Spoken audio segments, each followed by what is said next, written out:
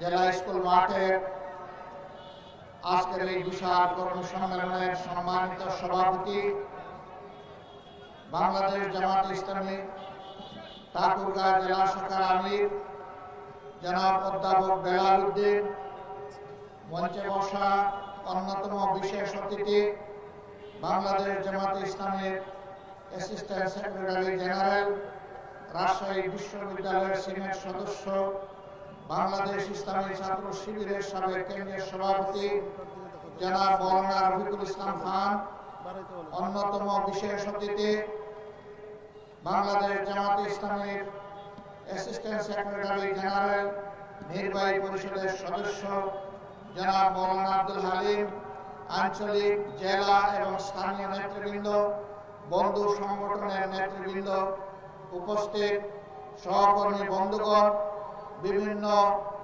ধর্মের যে সমস্ত ভাই এবং বন্ধুরা এসেছেন, আমার সেই সমস্ত ভাই এবং বন্ধুগণ, সাংবাদিক বন্ধুগণ, আবারও সবার প্রতি সালাম, আসসালামু আলাইকুম ওয়া রাহমাতুল্লাহ। অন্যান্য ধর্মের ভাইদের প্রতি অন্তর্নির্মল ভালোবাসা এবং শুভেচ্ছা। বাংলাদেশ 18 কোটি মানুষের দেশ, হয় কিছু কম হবে, না হয় কিছু বেশি হবে। ছোট্ট একটি দেশ, পৃথিবীর মানচিত্রের অবস্থান খুঁজে পাইতে হলে খুব গভীরভাবে চোখ ফেলতে হয়। এত ছোট দেশে বিশ্বের কোথাও এত বিপুল জনসংখ্যা নেই। বিপুল জনসংখ্যার এই বাংলাদেশ, জনসংখ্যা কোনো অভিশাপ নয়, বরঞ্চ জনসংখ্যাটা জনশক্তিতে পরিণত করতে পারি নাই, এটা আমাদের ব্যর্থতা। এই 18 কোটি মানুষের হাতকে যদি কর্মীর হাতে আমরা পরিণত করতে পারতাম, প্রাপ্তবয়স্ক সকলের হাতে যদি আমরা কাজ তুলে দিতে পারতাম, এই দেশটার চেহারা বদলে যেত। এই দেশেরই মানুষ বিশ্বের বিভিন্ন জায়গায় গিয়ে সেই দেশের চেহারা বদলিয়ে দিচ্ছে, কিন্তু আফসোস নিজেদের দেশের চেহারাটা আমরা বদলাতে এখনো পারিনি। আজকে আমি আল্লাহ তাআলার বিশেষ শুকরিয়া আদায় করছি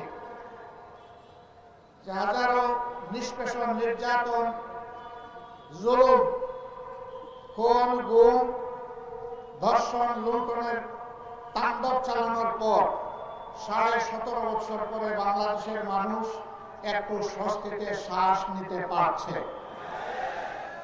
15.5 বছর টানা ফ্যাসিবাদী সরকারের বিরুদ্ধে দেশের সকল বিরোধী দল দফায় দফায় আন্দোলন করেছে।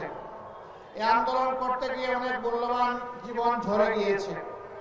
এই আন্দোলন করতে গিয়ে অনেকে পঙ্গু হয়েছে, আহত হয়েছে, অনেককে ধরে নিয়ে গায়েব করা হয়েছে। আজ পর্যন্ত তাদের আপনজন জানে না তারা দুনিয়ায় বেঁচে আছে কি নেই। এই আন্দোলন করতে গিয়ে অনেকে চাকরিহারা হয়েছে, অনেকের ব্যবসা বাণিজ্য ধ্বংস করা হয়েছে, ঘর বাড়ি লুণ্ঠন করা হয়েছে, আগুন দেওয়া হয়েছে, তছনছ করা হয়েছে। আর জামাতে ইসলামীর নেতৃবৃন্দের ঘর বাড়ি বুলডোজার দিয়ে ভেঙে গুঁড়া করে দেওয়া হয়েছে। জামাতে ইসলামীর 1 থেকে 11 জন শীর্ষ নেতাকে খুন করা হয়েছে। বিচারিক আদালতে তামসার আদালত সাজিয়ে সাজানো পাঠানো আদালত আর সাক্ষী দিয়ে তাদের জীবনকে ধ্বংস করা হয়েছে। সম্মানিত ভাইরা, শেষ পর্যন্ত কোরআনের পাখি খ্যাত সারা দুনিয়ার মানুষ তাদের কলিজায়, যার জন্য আলাদা একটা জায়গা ছিল, আল্লামা দিলওয়ার হোসেন সাঈদীকেও জেলের ভিতরে মৃত্যুর দিকে তারা ঠেলে দিল। তার একটা জানাজা ঢাকায় হবে, তা বরদাস্ত করতে পারলো না।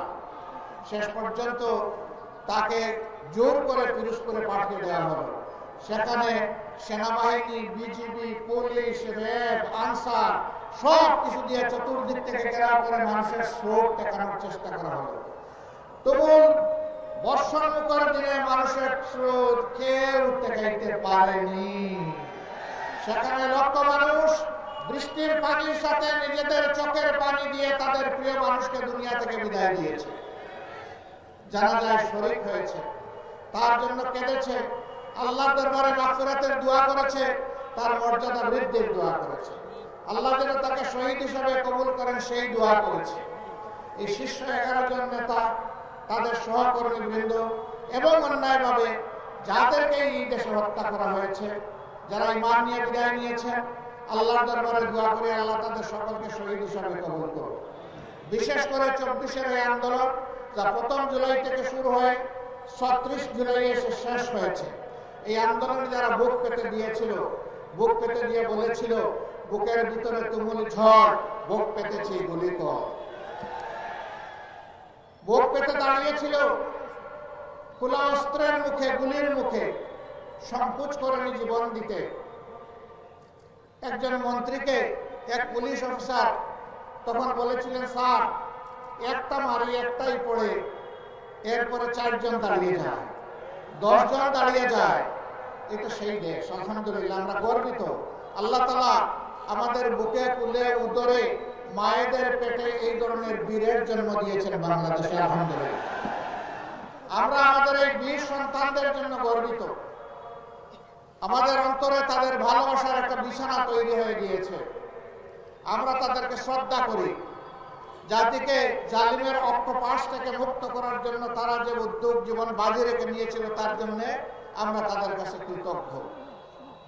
আমরা দোয়া করি আমাদের এই সন্তানদের মতো আরো সন্তানরা যেন ভবিষ্যতে এই দেশের জন্য দাঁড়িয়ে যায়। প্রিয় দেশবাসী, এই দেশটা বিভিন্ন ধর্ম বর্ণের মানুষের। যুগ যুগ ধরে আমরা এখানে শান্তিপূর্ণভাবে সহাবস্থান করে আসছি। কিন্তু যে দলটি জাতিকে বিভিন্ন অংশে ভাগ বিভক্ত করে রেখেছিল, সংখ্যাগুরু সংখ্যালঘু বলে, তারা ফায়দা উঠেছে। আর তারাই যদি সংখ্যা লঘু বলে কিছু থাকে, তাদের সর্বনাশ এই দলটি করেছে। তাকে জায়গা জমি দখল করা অবৈধভাবে, ইজ্জতের উপরে হাত দেওয়া, সম্পদ লুণ্ঠন করা এবং কাউকে কাউকে তাদের ঘর বাড়ি থেকে তাড়িয়ে দেওয়া, হায়নার মতো এই কাজগুলো তারাই করেছে। তারা নিজেরা করে দোষ ফেলেছে ইসলামপন্থীদের উপর। যারা আল্লাহর বান্দা, যারা আল্লাহর উপর ঈমান রাখে, তারা কখনো কোনো মানুষের ক্ষতি করতে পারে না, কোনো মানুষের প্রতি হিংসা পোষণ করে না, কোনো মানুষের জীবন নিয়ে তামসা করে না, কোনো মানুষের ইজ্জতের উপরে হাত দেয় না, কোনো মানুষের ইজ্জত, তাদের সম্পদকে নিজের সম্পদ মনে করে না। আমরা দাবি জানিয়েছিলাম, জাতিসংঘের হিউম্যান রাইটস কমিশনকে আমি একটা চিঠি দিয়েছিলাম 13 সালে,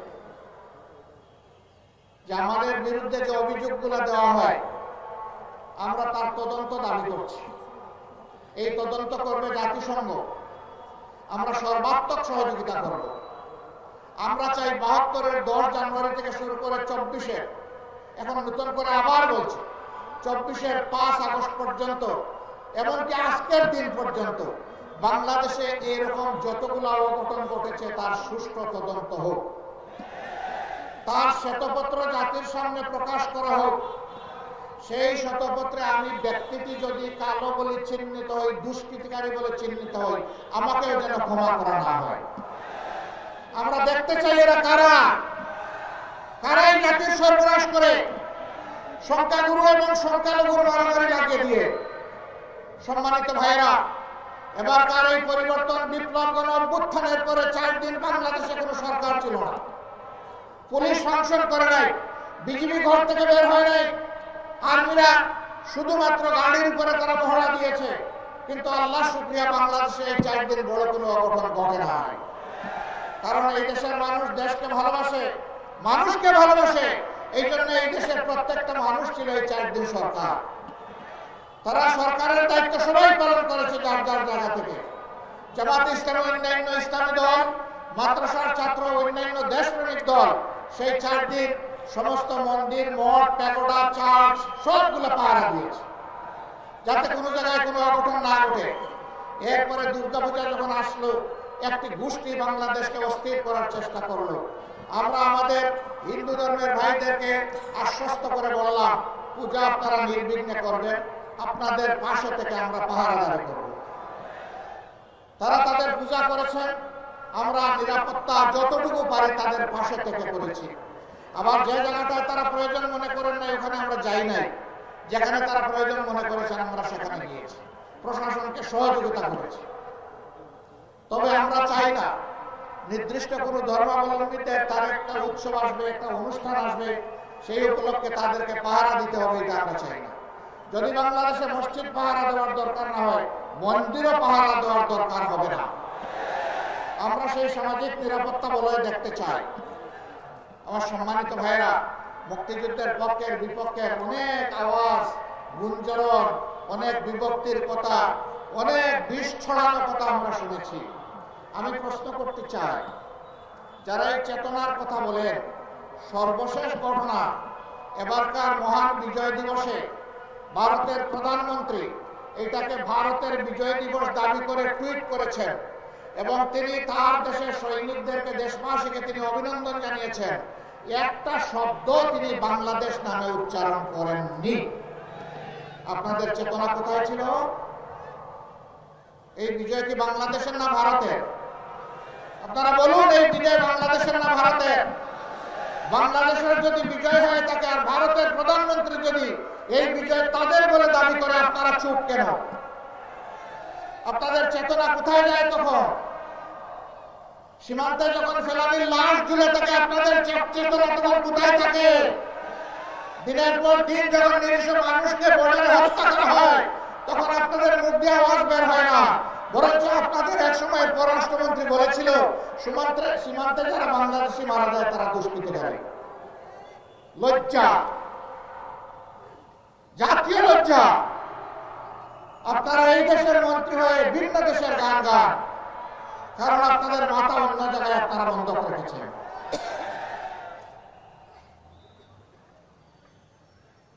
আমরা আমাদের প্রতিবেশী দেশের প্রতি সবসময় শ্রদ্ধাশীল থাকতে চাই এবং আমরা এও আশা করি তারাও আমাদের দেশের প্রতি শ্রদ্ধাশীল থাকবে। আমরা চাই আমাদের প্রতিবেশীরা শান্তিতে থাকুন, আবার আমরা চাই তারাই যেন আমাদের অশান্তির কারণ না হয়। কিন্তু মাঝে মধ্যেই তারা বাউন্ডারি ক্রস করে।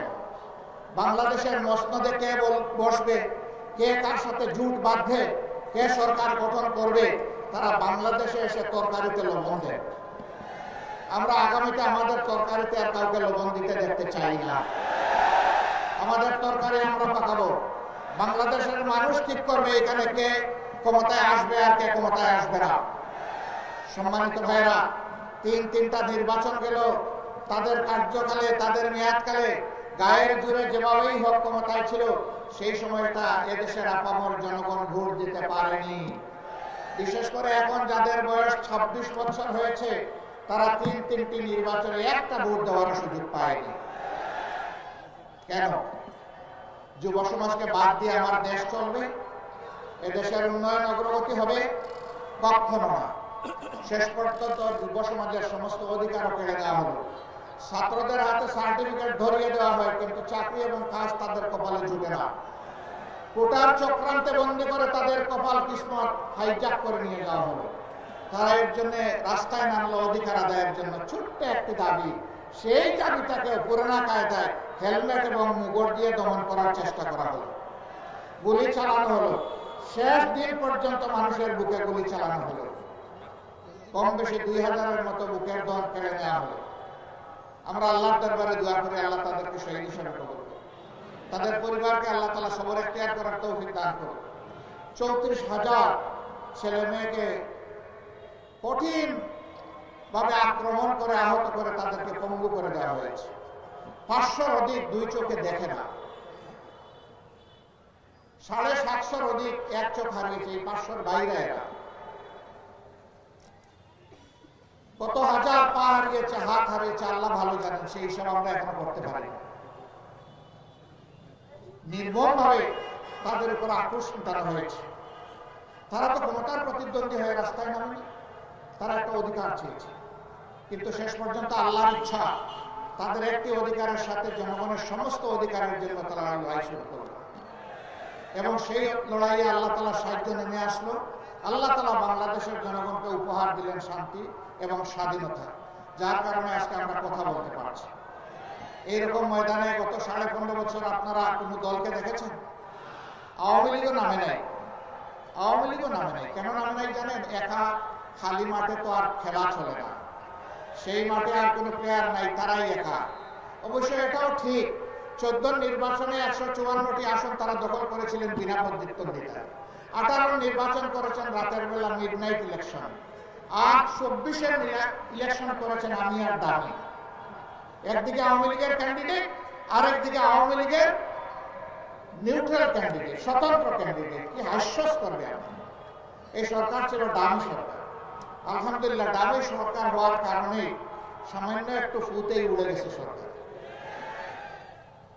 এখন তারা আবার হুমকি ধমকি দিচ্ছেন, আবার তারা ফিরে আসবেন, দেশ দখল করবেন, আবার আগের মতো তারা তাণ্ডব চালাবেন। বলেন যে খাইয়া নাও, যে কয়দিন বাঁচার বেছে নাও, আবার আসতেছি, আবার দেখা হবে। মানে আত্মস্বীকৃত খুনি, খুনের হুঙ্কার দিয়েই চলেছে। আমরা তাদেরকে বিনয়ের সাথে বলতে চাই, এই অধ্যায় ক্লোজ। আমার ভাই রফিকুল ইসলাম খান বলেছেন, স্বৈরশাসকরা পালিয়ে গেলে আর ফিরে আসে না। চৌশেস্কু আসে নাই, রেজা শাহ পাহলভি আসে নাই, বেন আলী আসে নাই, আর উনি কয়েকজনের নাম নিয়েছেন, কেউই আসে নাই। না, কেউ আসতে পারবে না। শ্রীলঙ্কার স্বৈর শাসন পালিয়ে গেছে, আসে নাই, আসবে না। আপনারা মানসিক সান্ত্বনার জন্য যাই বলতে থাকেন বলুন, বাংলাদেশের মানুষকে বোকা ভাববেন। অনেক যন্ত্রণা আমাদের উপর করা হয়েছে, চাপিয়ে দেওয়া হয়েছে, জুলুম করা হয়েছে। দেশের স্বার্থে আমরা সবগুলো বুকে চেপে এখন দেশটাকে সামনের দিকে সবাই মিলে আমরা এগিয়ে নিতে চাই। আমরা চাই না এই দেশ ভাগ বিভক্ত হোক। আমরা চাই 18 কোটি মানুষের 36 কোটি হাত একত্রিত হোক। সবাই এক হয়ে হিংসা বিদ্বেষ পরিহার করে আমরা সামনে আগাই। তবে এটা ঠিক, যারা খুন করেছেন, গুম করেছেন, যারা লুণ্ঠন করেছেন, চুরি করেছেন, দেশের 26 লক্ষ কোটি টাকা বিদেশে পাচার করেছেন, তাদের বিচার হতে হবে, আর ওই টাকাগুলো দেশে ফেরত আনতে হবে। এগুলো জনগণের টাকা, ফেরত এনে জনগণের কাজে লাগাতে হবে। ঠাকুরগাঁও জেলা, আমি এখানে এসে খবর নিলাম, এটা বাংলাদেশের একটা গুরুত্বপূর্ণ জেলা। এই জেলা বাংলাদেশের উন্নয়নে নিশ্চয়ই অবদান রেখে চলেছে। এই জেলায় উচ্চশিক্ষার কোনো বিদ্যাপীঠ নেই, এখানে কোনো মেডিকেল কলেজ নাই, এখানে কোনো প্রকৌশল কলেজ বা বিশ্ববিদ্যালয় নেই, এখানে কোনো এগ্রিকালচার ইউনিভার্সিটি নাই, এখানে কোনো পাবলিক ইউনিভার্সিটি নাই। এই ঠাকুরগাঁও জেলা বাংলাদেশের অংশ না? যদি অংশ হয়ে থাকে তাহলে বৈষম্য কেন? এই জেলায় অবশ্যই এই প্রতিষ্ঠানগুলা এই জেলা পাওয়ার হকদার দাবি রাখে। আমরা অন্তর্বর্তীকালীন সরকারকে বলবো, সব যদি নাও পারে, আগামী 1 থেকে যদি বড় কোনো প্রকল্প আপনারা হাতে নিয়ে থাকেন, ঠাকুরগাঁও যেন ওইটা থেকে বাদ না করে কমপক্ষে একটা মেডিকেল কলেজ দিয়ে যাত্রা শুরু করে। আপনারা সিদ্ধান্ত নেন, কার্যক্রম শুরু করেন, পরবর্তী নির্বাচিত সরকার এসে সেটা পূরণ করবে। বাকি যে সমস্ত ন্যায্য দাবি আছে সেইগুলো পর্যায়ক্রমে দেখতে হবে। আমরা এমন চাই না বাংলাদেশের সম্পদের উন্নয়ন যে কোনো এক জেলায় চলে যাক আর বাকি জেলা বঞ্চিত থাক, এটা আমরা চাই না। আমরা চাই সমতার ভিত্তিতে বাংলাদেশের সকল জেলা যেন তার অধিকার ফিরে পায়। তার জন্য একটা জিনিসের নিশ্চয়তা বিধান করতে হবে, সেটা হচ্ছে আদালতে ন্যায় বিচার। যদি ন্যায় বিচার কায়েম হয়, অধিকার কাউকে চাইতে হবে না, এটা রাষ্ট্রের দায়িত্ব, যার অধিকার তার ঘরে পৌঁছে দেবে। আল্লাহ যদি আমাদেরকে এমন কোনো সুযোগ দেন, আমি তো দাবি পেশ করলাম, ইনশাআল্লাহ আমাদের কাছে আর কোনো দাবি পেশ করা লাগবে না। আমরা ওয়াদাবদ্ধ, আমরা আমাদের সামর্থ্যের ভিতরে সর্বোচ্চ যেটা করা সম্ভব সেটা করবো ইনশাআল্লাহ। অন্য কেউ যদি সরকার গঠন করে, যদি আপনাদের সেই দাবি অপূরণ থেকে যায়, আপনারা যখন দাবি করবেন, আওয়াজ তুলবেন, আপনাদের হাতের সাথে হাত মিলিয়ে আমরাও আওয়াজ তুলব ইনশাআল্লাহ। ওই দাবি আদায়ের জন্য আমরা একাকার হয়ে যাব, তারপরে আমরা দাবি আদায় করে ছাড়বো ইনশাআল্লাহ। সম্মানিত ভাইয়েরা, এটা শুধু ঠাকুরগাঁওর জন্য নয়, সারা বাংলাদেশের জন্য একই নীতি হওয়া উচিত। প্রধানমন্ত্রীর বাড়ি যেখানে হবে, সেখানে উন্নয়নের সমস্ত জোয়ার গিয়ে পানি ওখানে ধাক্কা লাগবে, এটা আমরা চাই না। যিনি প্রধানমন্ত্রী হবেন, দেশের প্রত্যেক ইঞ্চি মাটিকে তার সম্মান করতে হবে, প্রত্যেকটি মানুষকে তার সম্মান করা লাগবে, তবেই তিনি দেশের প্রধানমন্ত্রী হিসেবে বিবেচিত হবেন। মন্ত্রী পরিষদের সদস্যরা কোনো এলাকার প্রতিনিধিত্ব করবেন না, সেই মন্ত্রণালয় সারা বাংলাদেশের তার যত কাজ আছে সব জায়গার প্রতিনিধিত্ব করবে। এইভাবে যদি ইনসাফের ভিত্তিতে দেশ চলে, ইনশাআল্লাহ এই দেশ আগামীতে বিশ্বে উন্নয়নের একটা রোল মডেল হবে। আমি ওই হাসিনার রোল মডেলের কথা বলছি না, যে রোল মডেলে 26 লক্ষ টাকা দেশের বাইরে চুরি করে চলে গেছে, ওইটা না। আমি সত্যিকারের রোল মডেলের কথা বলছি। সেই বাংলাদেশ আমরা করতে চাই। আপনারাও সেই বাংলাদেশ চান? আলহামদুলিল্লাহ, এই বাংলাদেশে শিশু, বৃদ্ধ, আবাল বনিতা, নারী পুরুষ নির্বিশেষে সকলে ঘরে বাইরে কর্মক্ষেত্রে সর্বত্র তারা একটা মর্যাদা পাবে এবং নিরাপত্তা তাদের নিশ্চিত হবে ইনশাআল্লাহ।